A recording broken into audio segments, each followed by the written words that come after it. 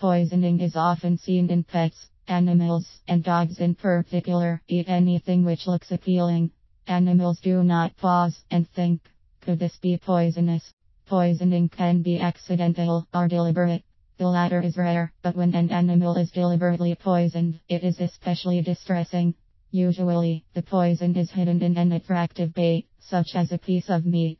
This type of poisoning is an appalling form of cruelty to animals. Whenever it is suspected, the police are informed, and all efforts are made to arrest and prosecute the culprit. However, accidental poisoning is far more common. Most households possess substances which are potentially toxic to animals. Examples include rat poison, antifreeze, slug pellets, and weed killers. These substances are often perfectly safe when used according to the manufacturer's instructions and, if safely stored, out of the reach of pets. But accidents do happen.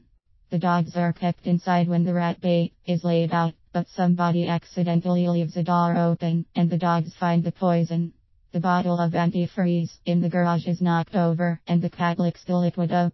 The playful puppy chews his way into a bag of slug pellets in the garden shed. I have personally seen all of these situations. They were genuine accidents and nothing could have been done to prevent them. If it is suspected that an animal has eaten a poison, it is essential to contact the vet on the telephone immediately. Poisons only harm an animal if they are absorbed into the bloodstream, so the first aim is to minimize the amount which is absorbed. The vet may advise you on the telephone steps you can take at home to reduce poison absorption. The vet will usually also advise you to rush the animal to the surgery as soon as possible. Drugs can then be given through an injection, which will cause vomiting.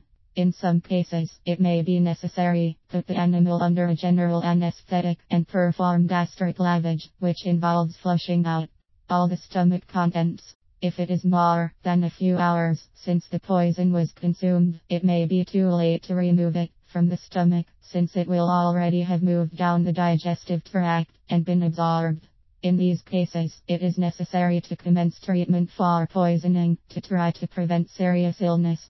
A few poisons have direct antidotes. For example, vitamin K is used to combat certain rat poisons. However, in most cases, there is no simple answer. General supportive treatment must be used to keep an animal alive until the body has metabolized and excreted the poison naturally. This may involve hospitalizing the pet, giving intravenous fluids via drip, and continuous intravenous infusion of different drugs to relieve the symptoms. This may involve intensive round-the-clock nursing. Sometimes such efforts are in vain, and the animal may pass into a coma or even die. However, animals' bodies are remarkable creations, and I have known animals to survive doses of certain poisons, which would overwhelm an adult human.